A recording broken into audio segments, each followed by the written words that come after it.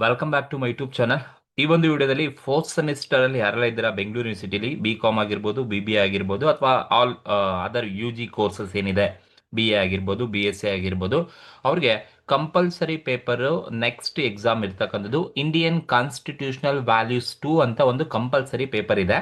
So Indian constitutional values 2 ಏನಿದೆ, ಆ ಒಂದು ಸಬ್ಜೆಕ್ಟ್ಗೆ ಸಂಬಂಧಪಟ್ಟಂತೆ ಇಂಪಾರ್ಟೆಂಟ್ ಕ್ವಶನ್ ಯಾವ್ಯಾವ ತರ ಕ್ವಶನ್ಸ್ ಅನ್ನ ಕೇಳ್ತಾರೆ, ಸೆಕ್ಷನ್ ಎ, ಸೆಕ್ಷನ್ ಬಿ ಮತ್ತೆ ಸೆಕ್ಷನ್ ಸಿ ಗೆ ಎಷ್ಟು ಮಾರ್ಕ್ಸ್ ಬರುತ್ತೆ, ಯಾವೆಲ್ಲ ಇಂಪಾರ್ಟೆಂಟ್ ಕ್ವಶನ್ಸ್ ಅನ್ನ ಎಕ್ಸಾಮ್ ಅಲ್ಲಿ ಕೇಳ್ತಾರೆ ಅಂತ ಹೇಳ್ಬಿಟ್ಟು ನಾನು ನಿಮ್ಗೆ ಈ ಒಂದು ವಿಡಿಯೋದಲ್ಲಿ ತಿಳಿಸ್ಕೊಡ್ತೀನಿ. ಸೊ ಅದಕ್ಕೂ ಮುಂಚೆ ನೀವಿನ್ನ ನನ್ನ ಒಂದು ಯೂಟ್ಯೂಬ್ ಚಾನಲ್ಗೆ ಇನ್ನೂ ಸಬ್ಸ್ಕ್ರೈಬ್ ಆಗಿಲ್ಲ ಅಂತ ಹೇಳಿದ್ರೆ ಸೊ ಈಗಲೇ ಸಬ್ಸ್ಕ್ರೈಬ್ ಮಾಡ್ಕೊಳ್ಳಿ ಅಂತ ಹೇಳ್ತಾ ಸೊ ಮುಂದಿನ ದಿನದಲ್ಲಿ ಹೋಗ್ತೀನಿ.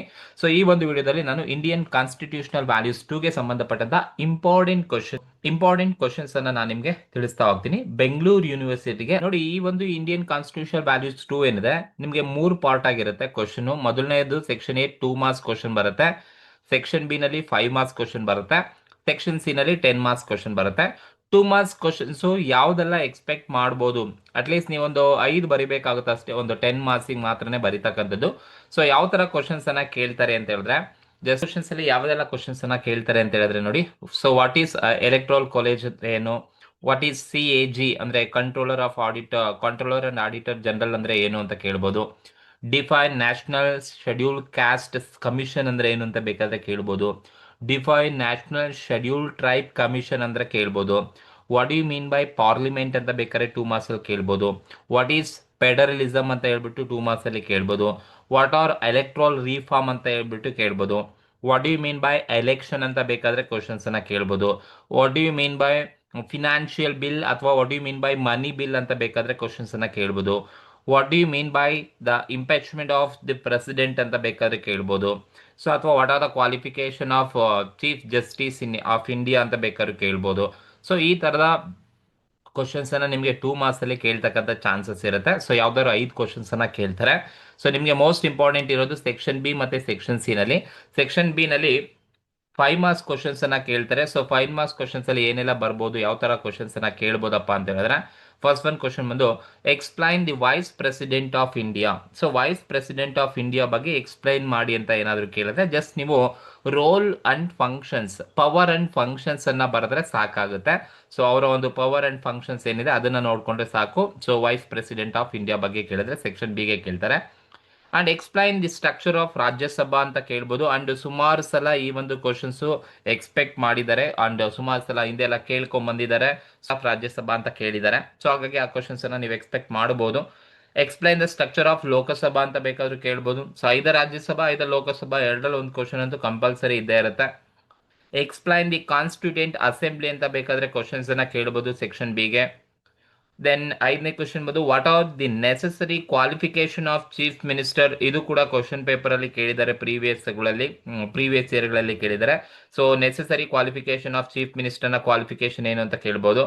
ಅಥವಾ explain the procedures of amendment ನ ಪ್ರೊಸೀಜರ್ಸ್ ಅನ್ನ ಎಕ್ಸ್ಪ್ಲೈನ್ ಮಾಡಿ ಅಂತ ಕೇಳ್ಬೋದು. Like simple, rigid and special amendments ಆಗಿರ್ಬೋದು. Then explain the financial relationship between the state and centre ಅಂತ ಬೇಕಾದ್ರೆ ಕೇಳ್ಬೋದು. Financial relationship between state and the centre ಅಂತ ಕ್ವಶನ್ಸ್ ಅನ್ನ ಕೇಳ್ಬೋದು. Explain the powers and functions of chief minister. So ಈ ಒಂದು questions ಐದರ್ section B ಬೇಕಾದ್ರೆ ಕೇಳ್ಬೋದು, ಇಲ್ಲ ಅಂದ್ರೆ ಸೆಕ್ಷನ್ ಸಿ ಬೇಕಾದ್ರೂ ಕೇಳ್ಬೋದು. ಸೊ ನಾನು ಸೆಕ್ಷನ್ ಬಿ ನಲ್ಲಿ ಕೇಳ್ಬೋದು ಅಂತ ಸೊ ಸೆಕ್ಷನ್ ಬಿ ನಲ್ಲಿ ಹಾಕಿದ್ದೀನಿ. ಸೊ ನೀವು ಬಿ ಅಥವಾ ಸಿ ಎಲ್ಲಿ ಕೇಳಿದ್ರು ಸೇಮ್ ಪವರ್ಸ್ ಅಂಡ್ ಫಂಕ್ಷನ್ಸ್ ಅನ್ನ ನೀವು ಬರಿಬೇಕಾಗತ್ತೆ. ಸೊ ಇದು 8ನೇ ಕ್ವಶನ್ ಇರ್ತಕ್ಕಂಥದ್ದು. ಅಂಡ್ 9ನೇದು ಬಂದು explain the powers and functions of governor of the state. So ಒಂದು ಸ್ಟೇಟ್ ಗವರ್ನಮೆಂಟ್ ಅಲ್ಲಿ ಇರ್ತಕ್ಕಂಥ ಗವರ್ನರ್ ನ ಪವರ್ಸ್ ಮತ್ತೆ ಫಂಕ್ಷನ್ಸ್ ಏನಿರುತ್ತೆ ಅಂತ ಬೇಕಾದ್ರೆ ಕ್ವಶನ್ಸ್ ಅನ್ನ ಕೇಳ್ಬೋದು, ಸೆಕ್ಷನ್ ಬಿಗೆನೆ ಕೇಳ್ತಕ್ಕಂಥದ್ದು. And write the qualification of chief justice of the supreme court. This is also one of the most important question. Qualification of chief justice of supreme court ನ justice ಯಾರಿದ್ದಾರೆ ಅವರ ಒಂದು ಕ್ವಾಲಿಫಿಕೇಶನ್ಸ್ ಏನು ಅಂತ ಬೇಕಾದ್ರೆ ಕೇಳ್ಬೋದು. ಅಥವಾ discuss the jurisdictions of supreme court ನ ಜುರಿಡಿಕ್ಷನ್ಸ್ ಅನ್ನ ಎಕ್ಸ್ಪ್ಲೈನ್ ಮಾಡಿ ಅಂತ ಬೇಕಾದ್ರೆ ಕ್ವಶನ್ಸ್ ಅನ್ನ ಕೇಳ್ಬೋದು. Or explain the national commission for minorities ಇರ್ತಕ್ಕಂಥ ನ್ಯಾಷನಲ್ ಕಮಿಷನ್ಸ್ ಅನ್ನ ಎಕ್ಸ್ಪ್ಲೈನ್ ಮಾಡಿ ಅಂತ ಬೇಕಾದ್ರೆ ಕೇಳ್ಬೋದು. ಸೊ ಈ 12 ಕ್ವಶನ್ಸ್ ಏನಿದೆ, ಸೊ ವೆರಿ ಮೋಸ್ಟ್ ಇಂಪಾರ್ಟೆಂಟ್, ನಿಮಗೆ ಎಕ್ಸಾಮ್ ಅಲ್ಲಿ ಕೇಳ್ತಕ್ಕಂಥ ಚಾನ್ಸಸ್ ಈ 12 ಕ್ವಶನ್ಸ್ ಒಳಗಡೆನೆ ಬರ್ತವೆ. ಸೊ ಅಟ್ಲೀಸ್ಟ್ ನೀವು ಯಾವ್ದಾದ್ರು 4 ಕ್ವಶನ್ಸ್ ಅನ್ನ ಬರಿಬೇಕಾಗುತ್ತೆ. 5 ಮಾರ್ಕ್ಸ್ಗೆ ಒಂದು ತರ ಆದ್ರೆ 4 ಕ್ವಶನ್ಸ್ ಅನ್ನ ಬರಿಬೇಕು. ಸೊ ಅಲ್ಲಿಗೆ 20 ಮಾರ್ಕ್ಸ್ ನಿಮಗೆ ಸೆಕ್ಷನ್ ಬಿ ನಲ್ಲಿ ಇದ್ದೇ ಇರುತ್ತೆ. ಸೊ ಇಷ್ಟು ಕ್ವಶನ್ಸ್ ಅನ್ನ ಕರೆಕ್ಟ್ ಆಗಿ ನೋಡ್ಕೊಳ್ಳಿ ಅಂತ ಹೇಳ್ತೀನಿ. ಅದಾದ್ಮೇಲೆ ಸೆಕ್ಷನ್ ಸಿ ಗೆ ನಿಮ್ಗೆ 2 ಕ್ವಶನ್ಸ್ ಅನ್ನ ಕೊಟ್ಟಿರ್ತಾರೆ, ಬಟ್ ನೀವು ಒಂದು ಕ್ವಶನ್ಸ್ ಅನ್ನ ಬರಿಬೇಕಾಗುತ್ತೆ ಅಷ್ಟೇ. ಸೊ ಯಾವ ತರ ಕ್ವಶನ್ಸ್ ಅನ್ನ ಕೊಡ್ಬೋದಪ್ಪ ಅಂತ ಹೇಳಿದ್ರೆ, ಸೊ ಇಲ್ಲೆಲ್ಲ ಪವರ್ಸ್ ಅಂಡ್ ಫಂಕ್ಷನ್ಸ್ ಇದಾವೆ. ಸೊ ಯಾರ್ಯಾರು ಪವರ್ಸ್ ಯಾರ್ಯಾರು ಫಂಕ್ಷನ್ಸ್ ಅನ್ನ ಬರೀಬೇಕು ಅಂತ ನೋಡ್ತಾ ಹೋಗೋಣ. ಸೆಕ್ಷನ್ ಸಿ 10 ಮಾರ್ಕ್ಸ್ ಅಲ್ಲಿ ಒಂದು ಕ್ವಶನ್ ಬರೀಬೇಕು, ನಿಮ್ಗೆ 2 ಕ್ವಶನ್ಸ್ ಅನ್ನ ಕೊಟ್ಟಿರ್ತಾರೆ. ಸೊ ಫಸ್ಟ್ ಒನ್ ಬಂದು explain the powers and functions of president of India. ನೋಡಿ, ಪ್ರೆಸಿಡೆಂಟ್ ಆಫ್ ಇಂಡಿಯಾದ ಪವರ್ಸ್ ಮತ್ತೆ ಫಂಕ್ಷನ್ಸ್ ಅನ್ನ ಕೇಳ್ತಾರೆ. ಸೊ ಅಂದ್ರೆ ರಾಷ್ಟ್ರಪತಿ ಯಾರಿದ್ದಾರೆ ಅವರ ಒಂದು ಪವರ್ ಮತ್ತೆ ಫಂಕ್ಷನ್ಸ್ ಏನಿದೆ ಅದ್ರ ಬಗ್ಗೆ ಬರೀಬೇಕಾಗತ್ತೆ. Explain the powers and functions of prime minister of India. So P M ಅಂತ ಏನ್ ಕರಿತೀರಾ, ಸೊ ಪ್ರಧಾನಮಂತ್ರಿ ಅಂತ ಏನ್ ಟ್ರೀಟ್ ಮಾಡ್ತೀವಲ್ವಾ, ಸೊ ಅವರ ಒಂದು ಪವರ್ಸ್ ಮತ್ತೆ ಫಂಕ್ಷನ್ಸ್ ಅನ್ನ ಬರೀರಿ ಅಂತ ಬೇಕಾದ್ರೆ ಕ್ವಶನ್ಸ್ ಅನ್ನ ಕೇಳ್ಬೋದು.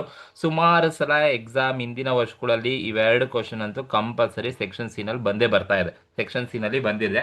ಸೊ ಎರಡರಲ್ಲಿ ಒಂದು ಕ್ವಶನ್ ಅಂತೂ ಖಂಡಿತವಾಗ್ಲೂ ನಿಮ್ಗೆ ಎಕ್ಸಾಮ್ ಅಲ್ಲಿ ಇದ್ದೇ ಇರುತ್ತೆ. ಈ ಸಲ ಎರಡರಲ್ಲಿ ಒಂದು question. So explain the powers and functions of supreme court of India. Supreme court ನ ಪವರ್ ಮತ್ತೆ ಫಂಕ್ಷನ್ಸ್ ಅನ್ನ ಕೇಳಬಹುದು. ಐದರ್ ಸೆಕ್ಷನ್ ಸಿ ಬೇಕಾದ್ರೂ ಕೇಳ್ಬೋದು, ಸೆಕ್ಷನ್ ಬಿ ಬೇಕಾದ್ರೂ ಕೇಳ್ಬೋದು. And explain the powers and functions of high court of India ಅಂತ ಬೇಕಾದ್ರೆ ಕೇಳ್ಬೋದು. ಸೊ ಐದರ್ ಸೆಕ್ಷನ್ ಸಿ ಐದರ್ ಸೆಕ್ಷನ್ ಬಿ ಕೇಳ್ಬೋದು, ಬಟ್ ಪವರ್ ಫಂಕ್ಷನ್ ಎರಡು ಕೇಳಂದ್ರೆ ಸೆಕ್ಷನ್ ಸಿ ಕೇಳ್ಬೋದು ಅಂತ ಹಾಕಿದ್ದೀನಿ. And the last one election commission of ಇಂಡಿಯಾದ ಪವರ್ಸ್ ಅಂಡ್ ಫಂಕ್ಷನ್ಸ್ ಅನ್ನ ಕೇಳ್ತಕ್ಕಂಥ ಚಾನ್ಸಸ್ ಕೂಡ ಇರುತ್ತೆ ಈ ಒಂದು ವರ್ಷದಲ್ಲಿ. ಸೊ ಐದರ್ ಸೆಕ್ಷನ್ ಸಿಗಾದ್ರೂ ಕೇಳಿ, ಐದರ್ ಸೆಕ್ಷನ್ ಬಿಗಾದ್ರೂ ಕೇಳಿ. ನೀವು ಸೆಕ್ಷನ್ ಸಿಗೆ ಓದ್ಕೊಂಡ್ರೆ ನೀವು ಸೆಕ್ಷನ್ ಬಿಗೆ ಬರ್ದೇ ಬರೀತೀರಾ. ಸೊ ಇದು ಕ್ವಶನ್ಸ್ ಇರ್ತಕ್ಕಂಥದ್ದು ಇಂಡಿಯನ್ ಕಾನ್ಸ್ಟಿಟ್ಯೂಷನಲ್ ವ್ಯಾಲ್ಯೂಸ್ 2 ಏನಿದೆ ಅದಕ್ಕೆ ಸಂಬಂಧಪಟ್ಟಂತ ಈ ತರದ ಕ್ವಶನ್ಸ್ ಗಳನ್ನ ನೀವು ಎಕ್ಸ್ಪೆಕ್ಟ್ ಮಾಡಬಹುದು. ಸೊ ಈ ಒಂದು ಇಂಡಿಯನ್ ಕಾನ್ಸ್ಟಿಟ್ಯೂಷನಲ್ ವ್ಯಾಲ್ಯೂಸ್ ಅಲ್ಲಿ ಸೊ 2 ಮಾರ್ಕ್ಸ್ಗೆ ಗ್ಯಾರಂಟಿಯನ್ನ ಕೊಡ್ಲಿಕ್ಕೆ ಆಗೋದಿಲ್ಲ. ಸೊ ಯಾವ ಬೇಕಾದ್ರೂ ಕ್ವಶನ್ಸ್ ಅನ್ನ ಕೇಳ್ಬೋದು. ಬಟ್ ಸೆಕ್ಷನ್ ಬಿ ಮತ್ತೆ ಸೆಕ್ಷನ್ ಸಿ ನಲ್ಲಿ ಸೊ ನಿಮ್ಗೆ ಏನ್ ಬರೀಬೇಕು ಆ ಎಲ್ಲಾ question almost 4 question section B ಬರೀಬೇಕು.